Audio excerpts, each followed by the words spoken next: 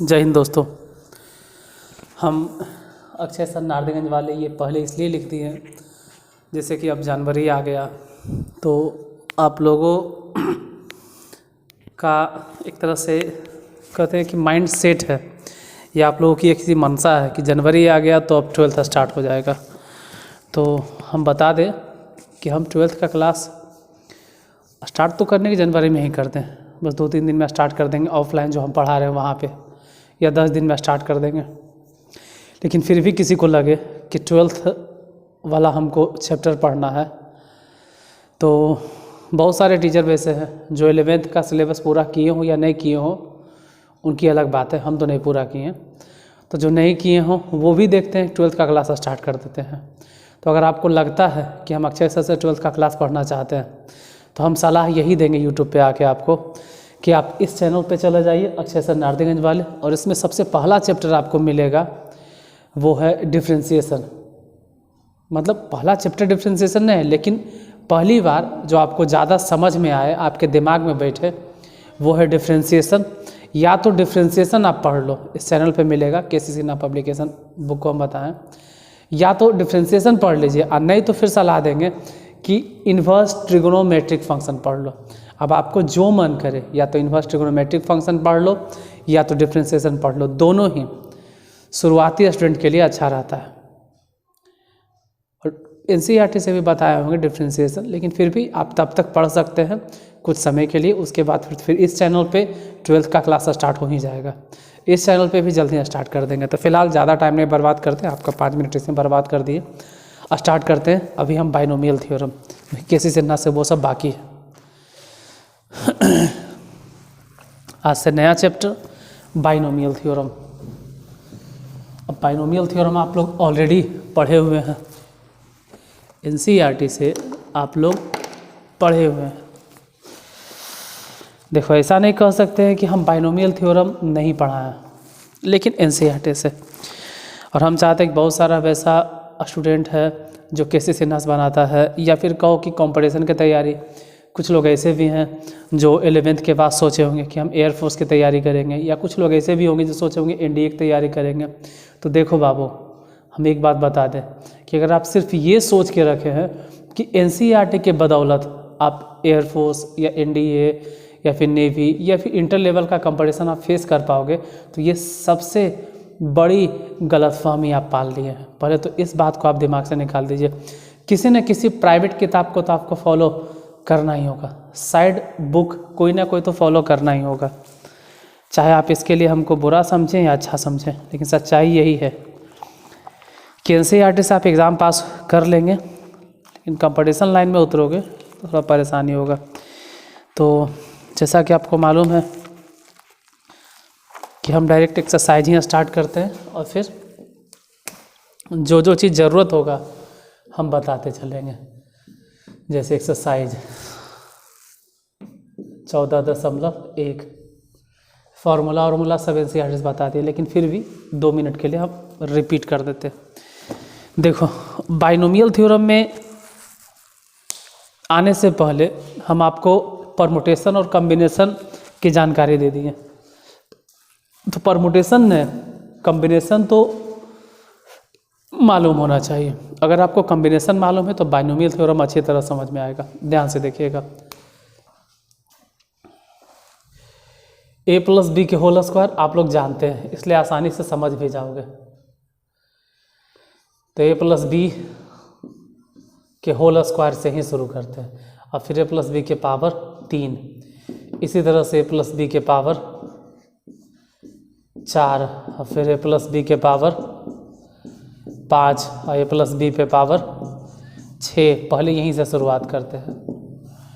देखो, a+b के whole square आप लोग में से सबको मालूम है कि a+b का होल स्क्वायर क्या होता है। यहाँ पर कोई भी वैसे विद्यार्थी नहीं होंगे जिनको ये भी ना पता हो कि a+b के होल स्क्वायर क्या है।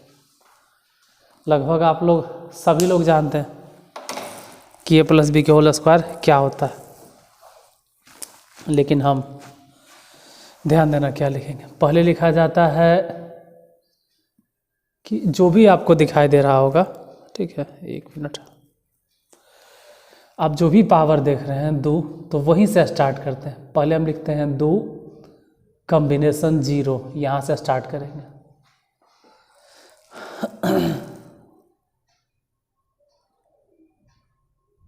और फिर लिखेंगे A, और फिर लिखेंगे B। देखो A पर पावर क्या होगा, तो अपर सफिक्स में से लोअर सफिक्स घटा के, मतलब कि 2। अब B पे पावर डायरेक्ट लोअर सफिक्स, अपर सफिक्स लोअर सफिक्स, हम हर एक चीज़ आपको पढ़ा दी है कॉम्बिनेशन में।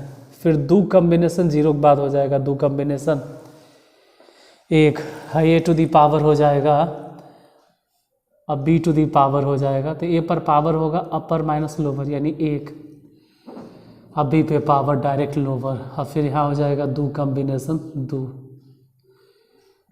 A और B, A पर पावर हो जाएगा अपर माइनस लोअर यानी 0, अब B पे पावर डायरेक्ट हो जाएगा अपर। अब इसको इसी लाइन में हम सॉल्व करते हैं, ज़रा ध्यान देना, हम उसको उसी लाइन में सॉल्व करेंगे।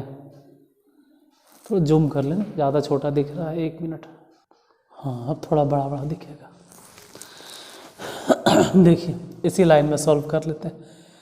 या देखो 2 कॉम्बिनेशन 0, तो अगर लोअर सफिक्स 0 है, अपर सफिक्स कुछ भी हो, लोअर सफिक्स अगर 0 है तो इसका वैल्यू 1 होता है। कॉम्बिनेशन में इतना तो आपको याद होगा जो हम पढ़ा है कि अगर लोअर सफिक्स 0 है तो उसका मान 1 होता है, अपर सफिक्स कुछ भी हो उसका मान 1 होगा। अगर ऐसा हो गया कि लोअर सफिक्स और अपर सफिक्स दोनों ही सेम हो गया, मतलब जो अपर सफिक्स वही लोअर सफिक्स, तब भी उसका मान 1 होगा। मतलब यहाँ तो आप 1 समझ गए क्योंकि लोअर सफिक्स 0 बचा A स्क्वायर प्लस, इस जगह पे 2 कॉम्बिनेशन 1, और 2 कॉम्बिनेशन 1 आपको अच्छे तरह से मालूम होगा किसका वैल्यू 2 होता है और A इंटू B होता है, प्लस 2 कॉम्बिनेशन 2, अपर सफिक्स लोअर सफिक्स सेम है इसलिए 1 हो जाएगा। आई तो खैर A टू दी पावर 0 तो 1 ही होगा, तो बचा कौची B स्क्वायर। अब इसको अगर थोड़ा ध्यान से देखो तो समझ में आएगा कि 1 अगर गुना कर भी देंगे तो कोई फ़र्क नहीं पड़ता, 1 अगर गुना कर भी देंगे तो कोई फ़र्क नहीं पड़ता। तो फॉर्मूला बना A square plus B square plus 2AB, या फिर A square plus 2AB plus B square. और ये फार्मूला आप पहले से जानते हैं कि A प्लस B के होल स्क्वायर यही होता है, A square plus 2AB plus B square. जैसे जब हम 2012 या 13 की बात करते हैं, 13-14 में 13-14 में थोड़ा सा एंट्री लिए थे इंटर को पढ़ाने का, तो 13 से पहले हम IAC नहीं पढ़ाते, 2013 से पहले। आज IAC पढ़ाए हुए 12 साल हो गए, 12 साल से हज़ारों स्टूडेंट को हम पढ़ा चुके हैं, हज़ारों की संख्या में, हज़ार ने हज़ारों की संख्या में। तो उससे पहले जब हम 10th वाले को पढ़ाते थे तो हम बोलते थे A square plus B square plus 2AB। हम ये समझ ही नहीं पाए कि A square plus 2AB plus B square book में ऐसा क्यों लिखा हुआ है। जब हम इंटर पढ़ाना शुरू किया तब समझ में आया कि फार्मूला लिखने का सही तरीका ये है, A square plus 2AB plus B square, ये होता है। लेकिन हम लोग बोली चाली में बोल देते A square plus B square plus 2AB। अब A प्लस B के होल क्यों, सबसे पहले 3 कॉम्बिनेशन 0, फिर A और B दोनों बैठा देना। देखो पहले जो A है उसमें तो अपर सफिक्स माइनस लोअर सफिक्स, तो डायरेक्ट 3 बोलो। अब B पे पावर डायरेक्ट लोअर सफिक्स हो गया, फिर 3 कॉम्बिनेशन, तो 0 था अब हो जाएगा 1। एक चीज़ ध्यान देना कि 3 कॉम्बिनेशन 1, फिर 3 कॉम्बिनेशन 2, फिर 3 कॉम्बिनेशन 3। ये कॉम्बिनेशन तब तक चलते रहेगा जब तक कि पूरा पावर ख़त्म नहीं हो जाए। मतलब बताते हैं, A लिखो और B लिखो, A टू दी पावर तो 3 में से 1 गया इसलिए हो जाएगा 2। अब B पे पावर तो लोअर सफिक्स, फिर हो जाएगा 3 combination 2, A to the power और B टू दी पावर, तो A पर पावर हो जाएगा 3 में से 2 घटा के 1, अब B टू दी पावर हो जाएगा 2। फिर लिखो 3 कॉम्बिनेशन 3, अब हो गया ख़त्म। क्योंकि जब अपर सफिक्स और लोअर सफिक्स दोनों लिखा गया मतलब वहीं तक रुकना, ऐसा नहीं कि 3 कॉम्बिनेशन आप 4 तक लिख दो, ऐसा गलती भी नहीं करना। 3 कॉम्बिनेशन 3 आई ए टू दी पावर, तो 3 में से 3 घटा के 0, अब बी टू दी पावर 3। अब इसको सॉल्व करो। ये सब सॉल्व करना आपको कॉम्बिनेशन में सिखा चुके हैं, 3 कॉम्बिनेशन 0। देखो जब तक लोअर सफिक्स का मान 0 है तो समझ जाना 1। यहाँ पर भी 1 है क्योंकि अपर सफिक्स लोअर सफिक्स दोनों एक जैसे थे 1, तो 3 कॉम्बिनेशन 0, मतलब हम समझेंगे कि ये 1 है। अब बी टू दी पावर 0 का मानते 1 ही है, तो बचा कौन चीज ए क्यूब प्लस 3 कॉम्बिनेशन 1। कॉम्बिनेशन में बहुत अच्छे तरह से हम आपको समझाएं कि 3 कॉम्बिनेशन 1 मतलब 3 होता है, ये हो गया ए स्क्वायर और बी प्लस 3 कॉम्बिनेशन 2। 3 कॉम्बिनेशन 2 को आप लोग 3 कॉम्बिनेशन 1 बोलते हैं, आप लोग हम भी 3 कॉम्बिनेशन 1 ही बोलते हैं। 3 कॉम्बिनेशन 2 जो है वो 3 कॉम्बिनेशन 1 है, तो हो गया 3 और फिर ए बी स्क्वायर। यहाँ देखो ए टू दी पावर 0 तो 1 हो गया, 3 कॉम्बिनेशन 3 1 हो गया, बचा क्या बी क्यूब। ये फार्मूला हो गया ए प्लस बी के होल क्यूब। और आप जानते भी हैं A cube plus B cube plus 3 square B plus 3ab square, ये फार्मूला आपको पहले से मालूम है, 9th से क्या आप 7th में भी, या हो सकता है कोई 6th में भी पढ़ा हो, तो ये सब आप पहले से जानते हैं। तो ये दोनों फार्मूला आपके लिए नया नहीं है, तरीका नया है, ठीक है, बाइनोमियल थ्योरम में। उसी तरह से A plus B to the power 4 पे आएंगे, तो शुरुआत करेंगे 4 कॉम्बिनेशन 0। शुरुआत तो करना है पावर 4 से, यहाँ 3 था तो 3 से, यहाँ 2 था तो 2 से, फिर लिखेंगे ए और बी, 4 में से 0 घटा के 4 पावर देंगे, अब बी टू दी पावर 0। फिर लिखेंगे 4 कॉम्बिनेशन 1 आई A to the power B to the power. देखो 4 में से अगर 1 गया तो यहाँ ए टू दी पावर 3 हो जाएगा, आई 1 पावर है तो डायरेक्ट बी पर पावर 1 हो जाएगा। फिर उसके बाद हो जाएगा 4 combination 2 A to the power अब बी टू दी पावर। देखो ए पर पावर 4 में से 2 गया तो 2, अब B to the power 2 plus 4 combination 3 A to the power अब B to the power. A पर पावर कितना, तो 4 में से 3 घटा के 1 दे दो, अब बी पर पावर डायरेक्ट 3 दे दो। उसके बाद फिर 4 कॉम्बिनेशन 4 ए और बी, ए पर पावर कितना, तो 4 में से 4 अगर घट गया तो 0, अब बी पर पावर डायरेक्ट लोअर सफिक्स 4। इसको सॉल्व करके देखिए, चलो इसके नीचे सॉल्व करते हैं। 4 कॉम्बिनेशन 0, देखो जब तक जब लोअर सफिक्स 0 मिले, हम बोले ना कि चाहे अपर सफिक्स कितना भी बड़ा हो, अगर लोअर सफिक्स 0 है तो याद रखना कि उसका मान 1 होता है। मतलब हम ये समझाना चाह रहे हैं कि कुछ देरी के बाद या कुछ क्लास के बाद हम शुरू वाला टर्म लिखेंगे ही नहीं, क्योंकि 4 कॉम्बिनेशन 0 तो ये तो 1 हो गया, और फिर जो दूसरा टर्म देखते हैं वो भी 1 हो गया, तो मिला जुला के बचता तो सिर्फ ए टू दी पावर 4। गौर से आप देखोगे, अब ज़रा ध्यान दीजिएगा तो आपको कुछ समझ में आएगा कि जैसे पावर 2 है तो शुरुआत में होता है ए के स्क्वायर और लास्ट में हुआ बी के स्क्वायर। जैसे यहाँ पावर 3 था तो स्टार्टिंग में हुआ ए पर पावर 3, ध्यान से देखो, और लास्ट में आया बी टू दी पावर 3। हम ये समझाना चाह रहे हैं, यहीं ए टू दी पावर 4 तो शुरू में हो जाएगा ए टू दी पावर 4, और अभी ये बता देते हैं कि लास्ट में आएगा बी टू दी पावर 4। मतलब आपके दिमाग में हम ये फिट करना चाहते हैं कि शुरू में ए टू दी पावर 4 और लास्ट में बी टू दी पावर 4। जैसे अगर ए प्लस बी पे पावर 40 हो गया तो आपके माइंड में ये बात सेट होना चाहिए कि स्टार्टिंग में ए टू दी पावर 40 होगा और लास्ट में बी टू दी पावर 40 होगा। चलो हम समझा रहे हैं तो थोड़ा ज़्यादा बोलना पड़ता है। ए टू दी पावर, सॉरी गलती हो गया, ए टू दी पावर 4 तो लिखा ही गया ना, 4 हो गया, प्लस इधर बात करें तो 4 कॉम्बिनेशन 1 मतलब 4 हो गया, और ए क्यूब बी 4 कॉम्बिनेशन 2 आप हल करके देख लीजिएगा, 4 गुने 3 नीचे से 1 गुने 2 मतलब 6 होता है, ए स्क्वायर बी स्क्वायर। कॉम्बिनेशन आपका काम है हल करना, क्योंकि हम पढ़ा चुके हैं 4 कॉम्बिनेशन 3 वही होता है जो कि 4 कॉम्बिनेशन 1, तो 4 AB³ आई 4 कॉम्बिनेशन 4 तो 1 हो गया, आई 1 हो गया, तो बचा कुछ B⁴। हम तो शुरू में बोल दिए थे कि लास्ट वाला और शुरू वाला डिसाइडेड होता है। जैसे देखो क्या होगा वो बाद की बात है। A+B के पावर 5 है, हम स्टार्टिंग में ही लिख देते हैं कि शुरू में होगा A⁵ और लास्ट जाते जाते हो जाएगा B⁵5। देखो A+B के पावर अगर 5 है तो स्टार्टिंग में A पर पावर 5 और लास्ट में, किसी को अगर बोरिंग लग रहा है तो हम क्षमा चाहते हैं, और अगर बोरिंग लग रहा है तो वो मेरे क्लास को देखने लायक नहीं है, ठीक है, क्योंकि पहला क्लास अगर आपका बेकार गया बाइनोमियल थ्योरम में तो आगे कुछ नहीं समझ में आने वाला है, इसलिए ज़रा ध्यान से पहले A⁴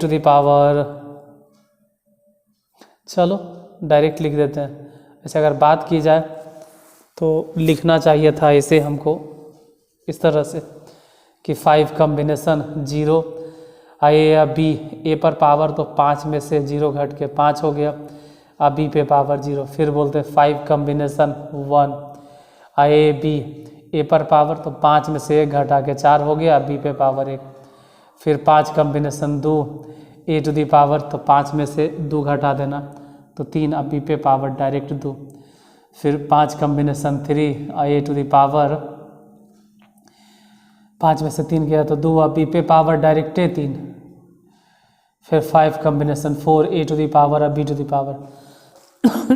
A पर पावर हो गया 5 में से 4 घट के 1, अब B पे पावर जा रहा, फिर लास्ट में हो गया 5 कॉम्बिनेशन 5 A⁴ 0 अब B⁵5। तो देखो 5 कॉम्बिनेशन 5 1 हो जाएगा, A⁴ 0 1 हो जाएगा, तो बचा B⁵5, यही बचेगा यहाँ A⁵5, क्योंकि ये तो 0 हो गया क्योंकि लोअर सफिक्स 0 है, और यहाँ B⁴ 0, तो 5 कॉम्बिनेशन 1 अगर हल करेंगे तो 5 हो जाएगा A⁴B प्लस 5 कॉम्बिनेशन 2 हल करके देख लेना, हम कॉम्बिनेशन में आपको अच्छे तरह सिखाए हैं, और कोई पहली बार अगर इस क्लास को देख रहा है तो बता दे, आपको बाइनोमियल थ्योरम तभी समझ में आएगा जब आप पहले कॉम्बिनेशन पढ़े हुए हैं।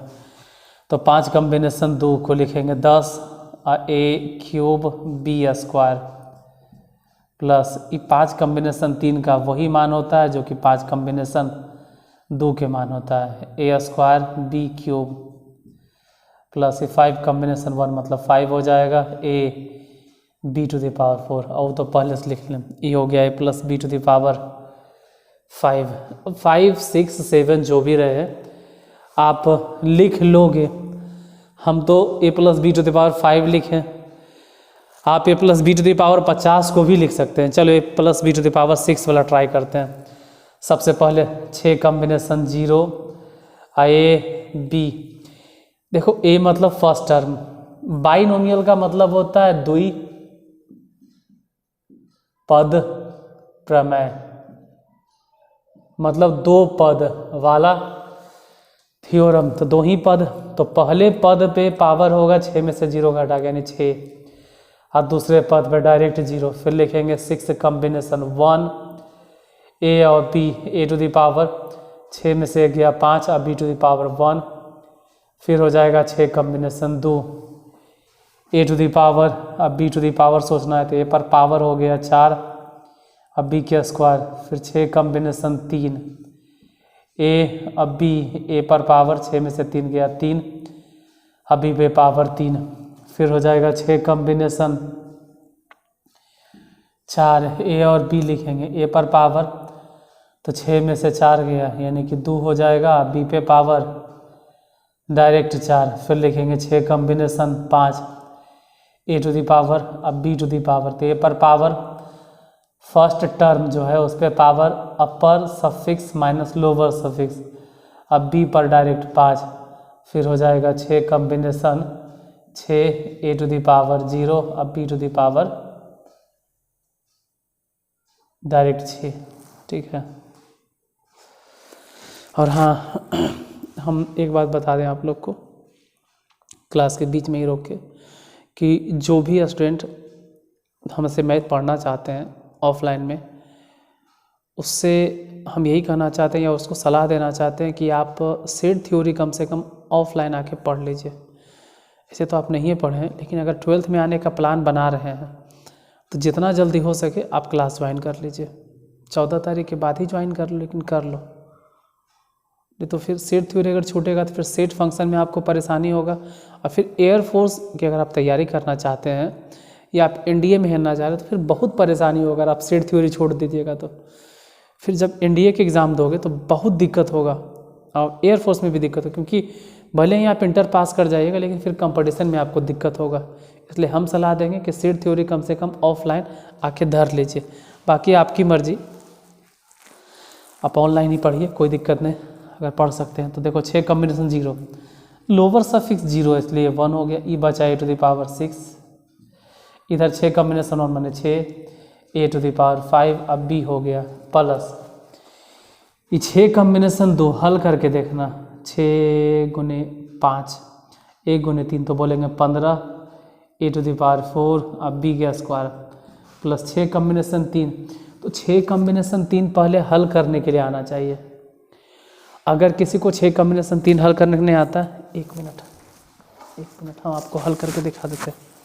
6 कॉम्बिनेशन 3 यहाँ पे 6 कॉम्बिनेशन 3 कैसे हल होता है 6 × 5 × 4 और नीचे 1 × 2 × 3, इसे ही कट गया 6 डायरेक्ट। तो 6 कॉम्बिनेशन 3 याद रखिएगा, बार बार नहीं लिखेंगे, कि 6 कॉम्बिनेशन 3 का मान 20 होता है, a³ b³ और 6 कॉम्बिनेशन 4, तो 6 कॉम्बिनेशन 4 का मान वही होता है जो कि 6 कॉम्बिनेशन 2 का होता है, मतलब 15 a² b⁴ प्लस 6 कॉम्बिनेशन 5 का मान वही होगा जो कि 6 कॉम्बिनेशन 1 का मान होगा, और 6 कॉम्बिनेशन 1 के मान 6 होता है a⁵ प्लस, तो खैर 1 हो गया, तो बचा b⁻6।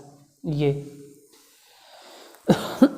स्क्वायर से लेके हम पावर 6 तक, अरे यार नीचे वाला तो पूरा कट गया, ध्यान ही नहीं दिए, खैर माफ़ करना। आप समझ गए कि क्या लिख रहे हैं, फिर भी कोई स्क्रीनशॉट लेने वाले तो हम उसको दिखा देते हैं। चलिए अब दिखाई दे रहा होगा, अरे फ्लो में भूल जाते हैं कि नीचे दिखाई नहीं देगा।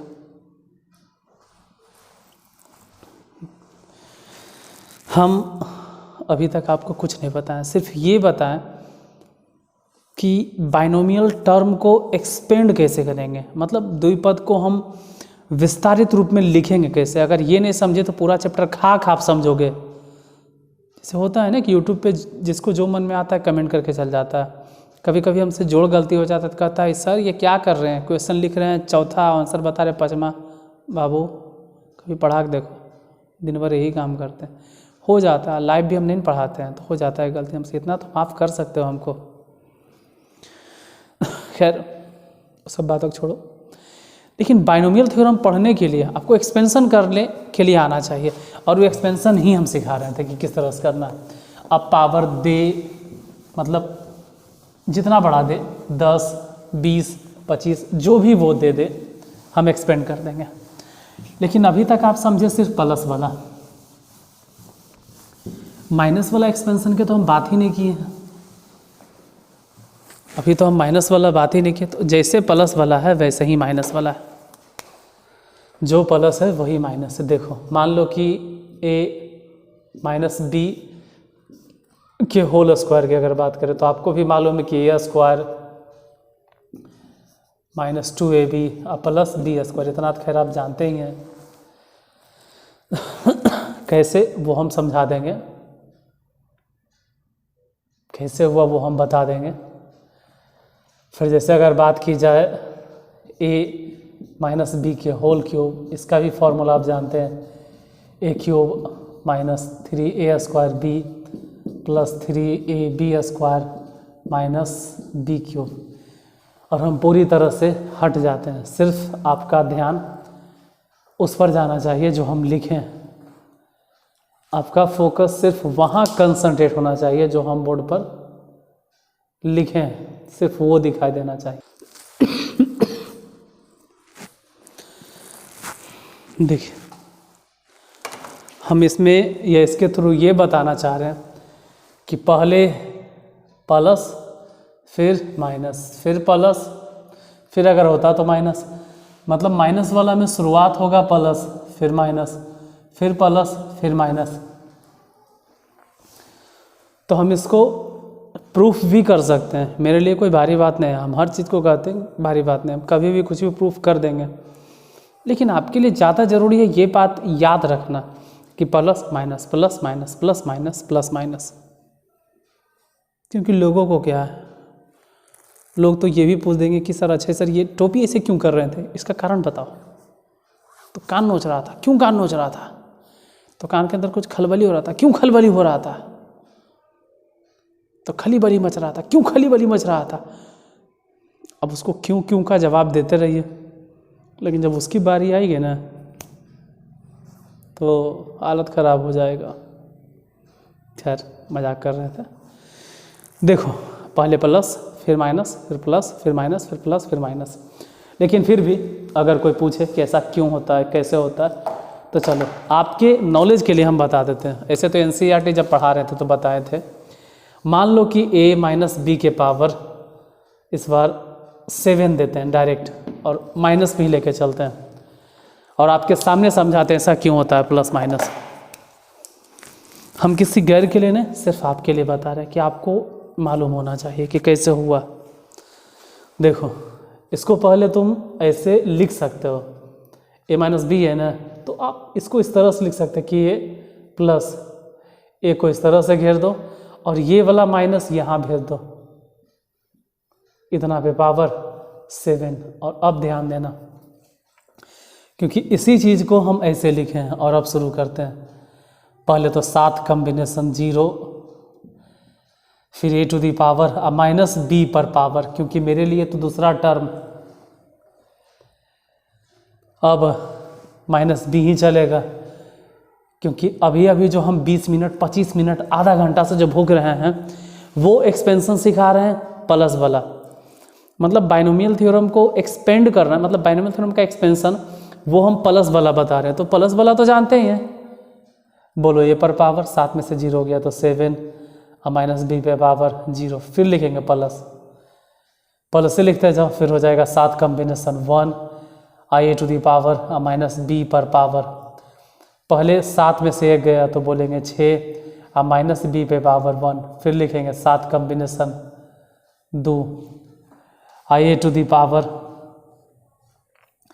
तो 7 में से 2 गया 5 और फिर माइनस b पर पावर, तो 2 हो जाएगा, फिर हो जाएगा 7 कॉम्बिनेशन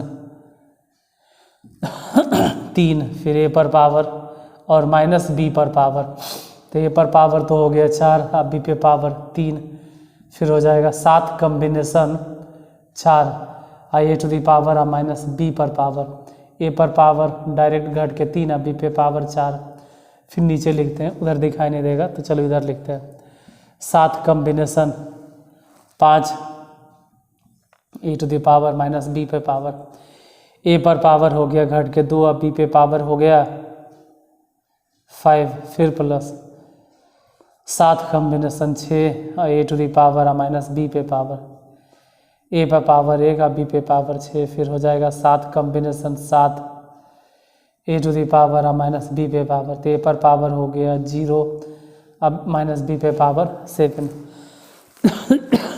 इसको सॉल्व नहीं करेंगे, ऐसा नहीं कि हम आपके सामने सॉल्व करेंगे, सिर्फ हम ये बताना चाह रहे हैं कि प्लस माइनस कैसे होता है।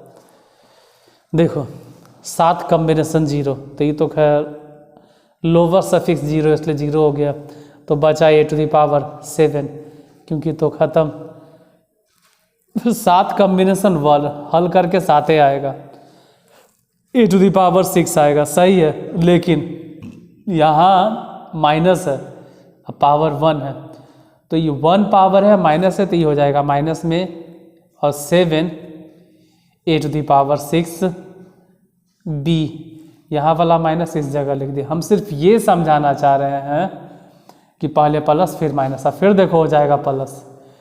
क्यों? क्योंकि जहाँ माइनस है उस पर पावर 2 है, जहाँ माइनस है उस पर पावर 2 है, तो जिसमें माइनस है वहाँ पावर 2 है, तो ऐसे भी समझो कि प्लस हो जाएगा। अब 7 कॉम्बिनेशन 2 हल करना, तो 7 गुने 2 और नीचे हो जाएगा, मतलब 7 गुने 6 नीचे हो जाएगा 1 गुने 2, मतलब 21 बोलो। हल करके देख लेना, हम समझाए हैं, पढ़ाए हैं, और फिर बोलेंगे कि अगर आप कॉम्बिनेशन नहीं पढ़े हैं तो बिना कॉम्बिनेशन पढ़ ले आपको बाइनोमियल थ्योरम समझ में नहीं आएगा। जैसे कोई 11th का त्रिकोणमिति नहीं पढ़े और कहे सीधे हम 12th का मैथ पढ़ेंगे, सपना देख रहे हो, जागते हुए, समझ में नहीं आएगा कुछ। पहले 11th का त्रिकोणमिति पढ़िए, तब जाके समझ में आएगा। देखो 7 कॉम्बिनेशन 2 21 हो गया, और ये तो ऐसे भी प्लस a⁵ अब b के स्क्वायर। फिर देखो जिस पर मतलब जिसमें माइनस है उस पर पावर 3 है, तो पावर 3 है इसलिए माइनस खत्म नहीं होगा, तो हो गया माइनस। और 7 कॉम्बिनेशन 3 आपके सामने हल करते हैं, 7 गुने 6 गुने 5 और नीचे 1 गुने 2 गुने 3, इसे ही कट गया, तो ये हो गया 35। इतना तो पक्का है कि माइनस में होगा। यहाँ पर माइनस क्यों हुआ? क्योंकि पावर 3 था, तो हो जाएगा a⁴ अब b के क्यों, फिर हो जाएगा प्लस। देखो ये जोर दे रहे हैं, इस बात पर जोर दे रहे हैं कि पहले प्लस फिर माइनस फिर प्लस फिर माइनस फिर प्लस।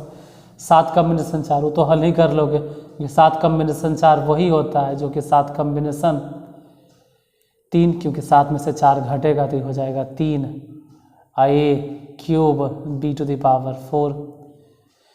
फिर यहाँ आते आते फिर मिलेगा आपको माइनस के चिन्ह। क्यों? क्योंकि माइनस जहाँ पर है ना उस पर पावर 5 है, तो पावर 5 है, जाहिर सी बात है माइनस रह जाएगा। 7 कॉम्बिनेशन 5, ये सब हल करने के लिए बार बार करेंगे, हम सिखाए हैं। 7 कॉम्बिनेशन 2 के बराबर होता है 21, a² हो गया b⁵। यहाँ जिसके यहाँ माइनस है उस पर पावर 6 है, तो ये हो जाएगा प्लस, और 7 कॉम्बिनेशन 6 को 7 लिखेंगे, a b⁵। आई तो खैर 1 तो बचा, प्लस नहीं प्लस नहीं होगा, प्लस नहीं सर माइनस b⁵। मतलब थोड़ा ध्यान दो तो समझ में आएगा, पहले प्लस फिर माइनस फिर plus minus plus minus plus minus. मतलब माइनस वाला के लिए आप अलग से रूल या फॉर्मूला रट्टा मारो, ऐसा हम कभी नहीं बोलेंगे। जो आप प्लस वाले को एक्सपेंड कर रहे हैं ना, जिस तरह से प्लस वाले को एक्सपेंड किए हैं उसी तरह से माइनस वाले को एक्सपेंड करना है। प्लस वाले में सब प्लस प्लस प्लस चल रहा था, माइनस वाले में plus minus plus minus plus minus, ये ध्यान रखना है। अगर इतना आपको मालूम हो गया तो जैसे एपी में हम पढ़ते हैं ना, मतलब हम पढ़ाते हैं एपी में, हमारे लोग को पढ़ाते हैं कि टीएन का सूत्र बोलो बाबू, a + n - 1 × d। कोई पूछता है यार, अगर पूछता है तो बेईमानी आपसे कर रहा है। T10 का फॉर्मूला बोलो, a + 9d। अगर आपसे कोई पूछ रहा है कि T100 का फॉर्मूला बोलो, तो सिंपल आप बोलिएगा a + 99d। T50 का फॉर्मूला बोलो तो a + 49d। T500 का फॉर्मूला बोलो तो a + 499d। T10 का a + 9d। मतलब जितना पूछे उससे कम d। तो वैसे ही बाइनोमियल थ्योरम में होता है, आपको फॉर्मूला रटने की ज़रूरत नहीं, जितना कहे जैसे कहे वैसे एक्सपेंड कर देंगे। और रहा बात मध्य पद निकालना, सामान्य पद निकालना, वो सब हम एनसीईआरटी में बताए हैं, फिर भी हम बताएंगे। और जाते जाते फिर से कह देते हैं कि अगर आपको ऐसा लग रहा है कि हम अपना सिलेबस ख़त्म करने में असमर्थ हैं तो चिंता नहीं कीजिए, यूट्यूब पे मेरा ही वीडियो पड़ा हुआ है, आप कहीं भी पढ़ रहे हो, आप अगर डिफरेंस, उम्मीद करते हैं कि जहाँ भी आप ट्यूशन पढ़ा रहे होंगे, किसी भी जगह पे आप पढ़ रहे होंगे, तो पूरा भरोसा है कि या तो आप मैट्रिक्स डिटर्मिनेंट पढ़ना शुरू किए होंगे, मैट्रिक्स और डिटर्मिनेंट आप कहीं भी जा रहे हो, या तो वो टीचर आपको पढ़ा रहे होंगे मैट्रिक्स और डिटर्मिनेंट, या तो फिर शुरू हुआ होगा डिफ्रेंशिएशन। और अगर ये दोनों नहीं शुरू हुआ होगा तो शुरू हुआ होगा इन्वर्स ट्रिगोनोमेट्रिक फंक्शन। और अगर ये तीनों नहीं शुरू हुआ है तो हो सकता है कि वो शुरू से पढ़ा रहे होंगे सेट थ्योरी। तो अगर वो सेट थ्योरी शुरू किए हैं तो इसका मतलब है पहले 11th का सेट थ्योरी आपको पढ़ना चाहिए था, और 11th का अगर पढ़ लिए हैं तो अच्छा बात है, और अगर नहीं पढ़े हैं तो अभी इसी चैनल पे सेट थ्योरी चल रहा है, कम से कम उसको पढ़ लीजिए। यही डिफ्रेंसिएशन होता है। कुछ लोग बोलेंगे ना ऐसा डिफ्रेंसिएशन नहीं होता, लिमिट होता है। ढक्कन, ढक्कन, ढक्कन को जानते हैं केमिस्ट्री में क्या बोलते हैं? पॉलीप्रोपाइलीन। केमिस्ट्री पढ़ोगे ना तो पॉलीप्रोपाइलीन ढक्कन का फॉर्मूला था। हर एक ढक्कन का, जितना भी बोतल का ढक्कन है ना, लगभग सब के सब बनता है पॉलीप्रोपाइलीन से। पॉलीमर पढ़ना है 12th में, उसमें बुरा मत मानना। देखो सच्चाई यही है कि लिमिट जो आप पढ़ते हैं वो भी डिफ्रेंसिएशन का ही पार्ट है। अगर आप लिमिट नहीं पढ़ रहे हैं तो डिफ्रेंसिएशन समझ में नहीं आएगा। तो कहने का मतलब है अगर आप लिमिट पढ़ रहे हैं तो डिफ्रेंसिएशन में एंट्री ले चुके हैं। अब बिना लिमिट के आपको डिफ्रेंसिएशन समझ में आएगा? एकदम 100% आएगा, 500% आएगा। हाँ, थोड़ा सा फार्मूला प्रूफ करने में परेशानी होगा, तो वो हमें ना मेरे ही चैनल पे लिमिट ऑफ फंक्शंस बताया हुआ, आप जाके चेक कर लीजिए। इसी चैनल पे हो सकता है, हाँ इसी चैनल पे लिमिट हम पढ़ाए हैं, आप चेक कर लीजिए। केसी सिन्हा का जो प्लेलिस्ट है उस पर जाके चेक करो, लिमिट ऑफ फंक्शन हम पढ़ाए हैं, हम फार्मूला को प्रूफ भी किए हैं, हम डिफ्रेंसिएशन भी शायद बताया है, आप जाके चेक कीजिए एक बार। तो अगर किसी को बहुत जल्दीबाजी है तो आपको तो यूट्यूब पे उतना पढ़ाए हैं, लेकिन फिर भी सलाह यही देंगे कि अगर आप कंपटीशन सेक्शन में जाना चाहते हो बाबू तो फिर 11th का मैथ अच्छी तरह से पढ़ो। भले ही टाइम कितना ही क्यों ना लगे, थोड़ा सा 1 महीना और ज़्यादा लगे, क्यों ना फरवरी में स्टार्ट हो, लेकिन अच्छी तरह से पढ़ाई करो, जैसे कि आपको कंपटीशन की तैयारी करते वक्त फिर दिक्कत ना हो जब आप ISC के लेवल का कंपटीशन करोगे। तो आज ज़्यादा ही कुछ बोले तो इसके लिए माफ़ कीजिएगा। अगर किसी को बुरा लगा तो मिलते हैं अगले क्लास, तब तक के लिए जय हिंद, जय भारत।